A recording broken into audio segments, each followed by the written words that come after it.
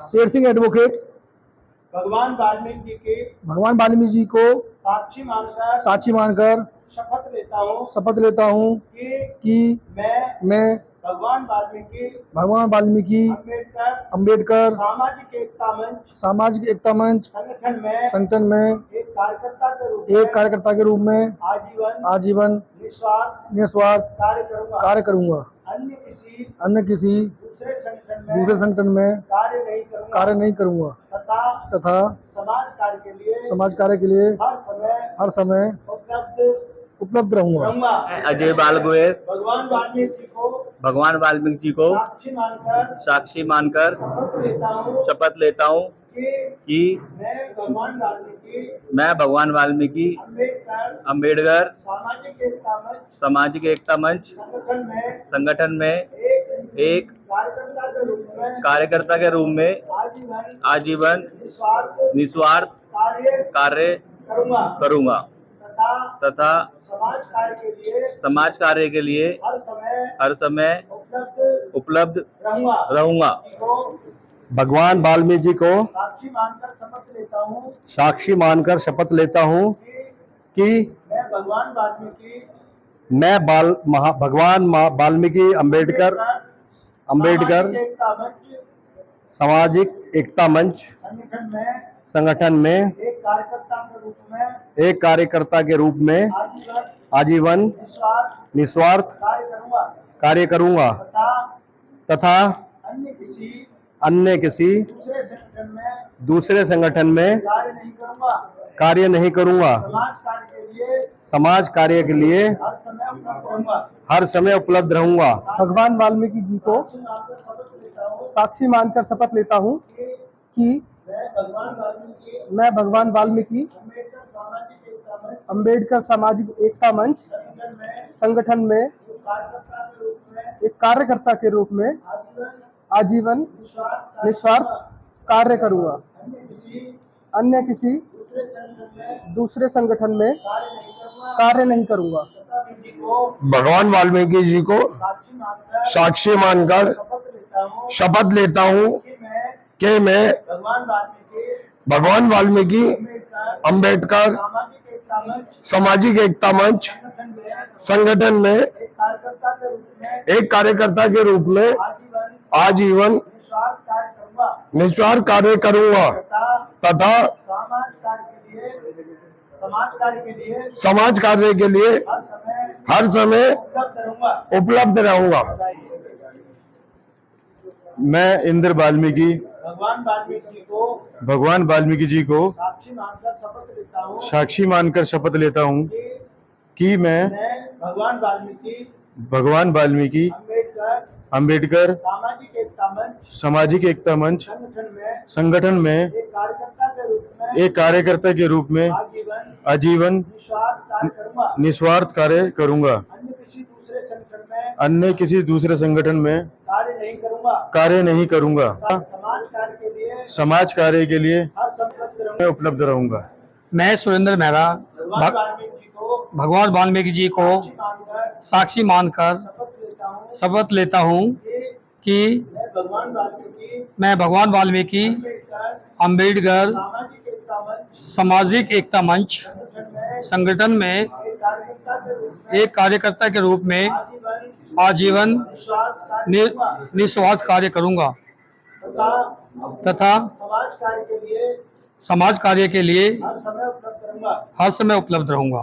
भगवान वाल्मीकि को साक्षी मानकर शपथ लेता हूँ कि मैं भगवान वाल्मीकि अंबेडकर सामाजिक एकता मंच संगठन में एक कार्यकर्ता के रूप में आजीवन निस्वार्थ कार्य करूँगा। अन्य किसी संगठन में कार्य नहीं करूँगा तथा समाज कार्य के लिए हर समय उपलब्ध रहूँगा। वीडियो मैं अपने पैसों से बनवा रहा हूँ और ये मेरे पास रिकॉर्ड के रूप में रहेगी। क्यों रहेगी? कि आप कितना काम करने वाले हो, मैं लगाऊंगा पैसा। कितना काम करने वाले हो आप? मैं लगाऊंगा 1 करोड़ 2 करोड़। ठीक है। बात मैं ये देखना चाहता हूँ, मैं युवा को आगे लाना चाहता हूँ। और युवा मैंने नहीं देखा, मैं जो मेरे को आज 20 साल पहले मुझे युवा दिखते थे, आज 20 साल बाद वही युवा दिखते हैं मुझे।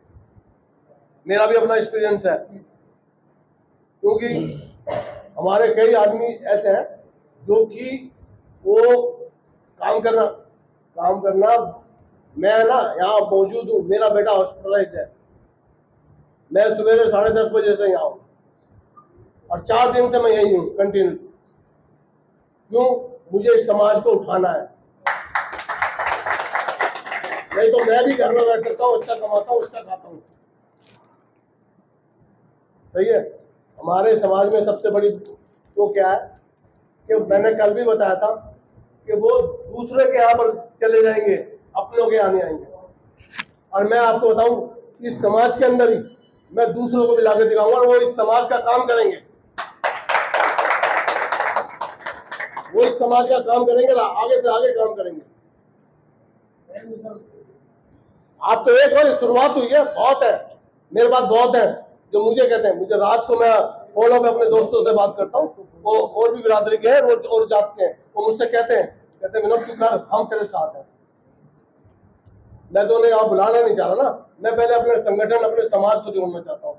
ये गुरु जी बैठे हैं, ये भाई साहब बैठे हैं, ये गुरु जी बैठे हैं, ये बड़े बड़ी हस्तियां बैठी हैं, ठीक है। ये काम इतना आसान नहीं है जितना आप सोचते हो। आपको बता दूं, मैं भी बहुत संगठनों से जुड़ा हुआ, मेरी स्टोरी शायद आपको नहीं पता होगी, मैं किसी दिन आपको फिर किसी दिन विस्तार से बताऊंगा। मैं भी बहुतों से जुड़ा हूं, पर मैंने वो लक्ष्य कर दिया। क्यों? कि वहां पैसा भी लगाओ, सब काम करो, सारी चीज करो, कोई काम नहीं हो रहा। अब मैंने इसकी भागदौड़ अपने हाथ में ली, क्योंकि इससे यार हमारे हम बहुत पीछे अपनी लिए। आपको एक गवर्नमेंट नौकरी मिल गई, आपको एक सरकारी नौकरी मिल गई, आपको प्राइवेट अच्छी नौकरी मिल गई, आपके बच्चे क्या एजुकेशन कर रहे हैं, क्या खा रहे हैं, क्या पी रहे हैं, आपको नहीं पता, बहुत परेशानी है। ये सवाल आपने नहीं उठाया, ना कोई हमारा किसी भी राजनीतिक दल ने प्रयोग ही किया। हमें उनसे भी मिलना है, उनसे भी बात करनी है। जब तुम एक हो गए, जब भी उनसे बात हो पाएगी, नहीं तो नहीं हो पाएगी। विजय बेनीवाल, मैं विजय बेनीवाल भगवान वाल्मीकि जी को साक्षी मानकर शपथ लेता हूं कि मैं भगवान वाल्मीकि अंबेडकर सामाजिक एकता मंच संगठन में एक कार्यकर्ता के रूप में आजीवन निस्वार्थ कार्य करूंगा तथा समाज कार्य के लिए हर समय उपलब्ध रहूंगा। मैं नाम बोलो, शेर सिंह नाम है मेरा। भगवान वाल्मीकि को साक्षी मानते शपथ लेता हूँ कि मैं वाल्मीकि अंबेडकर सामाजिक एकता मंच संगठन में एक कार्यकर्ता के रूप में आजीवन निस्वार्थ कार्य करूंगा तथा समाज कार्य के लिए हर समय उपलब्ध रहूंगा। भगवान वाल्मीकि जी को साक्षी मानकर शपथ लेता हूँ साक्षी मानकर शपथ लेता हूँ कि मैं भगवान वाल्मीकि अंबेडकर सामाजिक एकता मंच संगठन में एक कार्यकर्ता के रूप में आजीवन निस्वार्थ कार्य करूँगा। अन्य किसी दूसरे संगठन में कार्य नहीं करूँगा तथा समाज कार्य के लिए हर समय उपलब्ध रहूँगा। मैं राकेश कुमार भगवान वाल्मीकि जी को साक्षी मानकर शपथ लेता हूँ कि मैं भगवान वाल्मीकि अंबेडकर सामाजिक एकता मंच संगठन में एक कार्यकर्ता के रूप में आजीवन निस्वार्थ कार्य करूँगा। भगवान वाल्मीकि जी को साक्षी मानकर शपथ लेता हूँ कि मैं भगवान वाल्मीकि अम्बेडकर सामाजिक एकता मंच संगठन में एक कार्यकर्ता के रूप में आजीवन निस्वार्थ कार्य करूंगा। अन्य किसी दूसरे संगठन में कार्य नहीं करूंगा तथा समाज के लिए हर समय उपलब्ध रहूंगा। महर्षि भगवान वाल्मीकि जी को साक्षी मानकर शपथ लेता हूँ कि मैं भगवान वाल्मीकि अम्बेडकर सामाजिक एकता मंच संगठन में एक कार्यकर्ता के रूप में मैं डॉक्टर राकेश आर्य भगवान वाल्मीकि जी को साक्षी मानकर शपथ लेता हूँ कि मैं भगवान वाल्मीकि जी अम्बेडकर सामाजिक एकता मंच संगठन में एक कार्यकर्ता के रूप में आजीवन निस्वार्थ कार्य करूँगा। अन्य किसी दूसरे संगठन में कार्य नहीं करूँगा तथा समाज कार्य के लिए हर समय उपलब्ध रहूँगा। भगवान वाल्मीकि जी को साक्षी मानकर शपथ लेता हूँ कि मैं भगवान वाल्मीकि अम्बेडकर सामाजिक एकता मंच संगठन में कार्यकर्ता के रूप में आजीवन निस्वार्थ कार्य करूँगा। अन्य किसी दूसरे संगठन में कार्य नहीं करूँगा तथा समाज कार्य के लिए हर समय उपलब्ध रहूँगा। मैं विक्रम सिंह भगवान वाल्मीकि जी को साक्षी मानकर शपथ लेता हूँ कि मैं भगवान वाल्मीकि अम्बेडकर सामाजिक एकता मंच संगठन में एक कार्यकर्ता के रूप में आज करना चाहोगे, किस चीज़ में आप काम करना चाहोगे, तो मैं वो राय भी लूँगा। क्योंकि भाई बहुत देर हो गई यार, बहुत देर हो गई। अगर आप लोग अब भी नहीं जागे तो फिर नहीं जागे, फिर कभी नहीं जाग पाओगे यार।